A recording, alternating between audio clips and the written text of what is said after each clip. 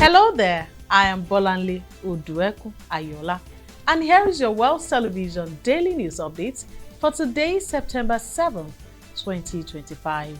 The Chief of Army Staff, Lieutenant General Olufemi Oluyede, has warned that deepfake videos and impersonation of military officials are emerging as serious threats to Nigeria's national security. One notable instance involved multiple fraudsters using the Chief of Army Staff's official portrait to pose as him on social media platforms with the aim of soliciting sensitive information and defrauding unsuspecting members of the public. The Army has urged citizens to be vigilant, cautioning against participating in online meetings organized through social media using the Chief of Army Staff's image, especially when screen numbers are requested. It noted that over 23 phone numbers have been used by imposters in such scams. To counter these rising dangers, Lieutenant General Oluyede called for increased cooperation between security agencies, fact-checking bodies, and media practitioners. The Central Bank of Nigeria (CBN) has announced the new regulatory cap limiting daily cash-out transactions by point-of-sales agents (POS) to 1.2 million naira, while individual customers are restricted to 100,000 naira per day. The move is part of a fresh framework aimed at tightening control over agent banking operations nationwide. Under the new guidelines, all agents' transactions must be conducted through a dedicated account or wallet held by the principal financial institution. Use of non-designated accounts is now barred, and violations may lead to penalties.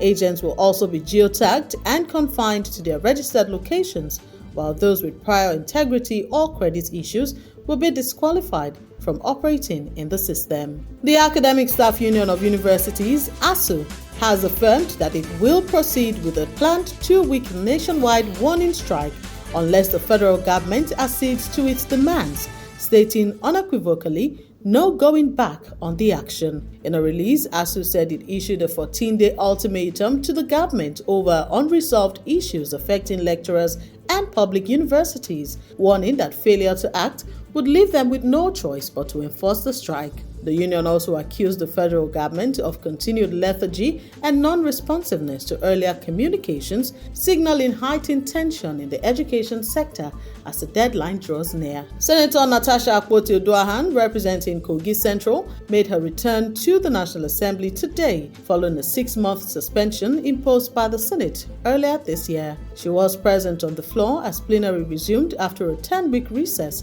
with the Deputy Senate President Barau Jibrin presiding over the session. Her suspension stemmed from alleged misconduct tied to protests over a reassignment of her Senate seat by Senate President Godswill Akpabio. On the foreign scene, Israelis held solemn memorials across the country on the second anniversary of October 7, 2023, when Hamas militants carried out a surprise attack, resulting in roughly 1,200 deaths and 251 people taken hostage. The central ceremony was organized by families of the victims rather than by government authorities, an indication of rising frustration with Prime Minister Benjamin Netanyahu's handling of the war and the unresolved issue of the remaining 48 hostages, around 20 of whom are believed still alive in Gaza. At sites such as Rhyme, where the Nova Music Festival massacre took place, visitors laid flowers and lit candles. Similar vigils were held in communities affected by kidnapping and killings. While many of the hostages have been released through negotiation, Hamas insists any further releases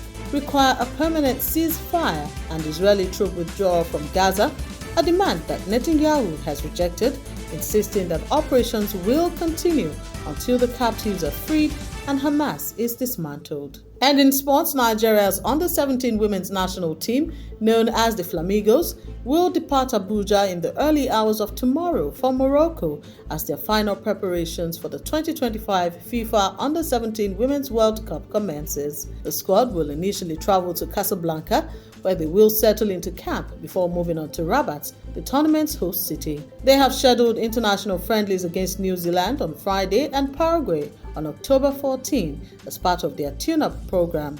Drawn in Group D, Nigeria will face Canada, France and Samoa in the group stage. The final match is set for October 19 against Canada, followed by France 3 days later.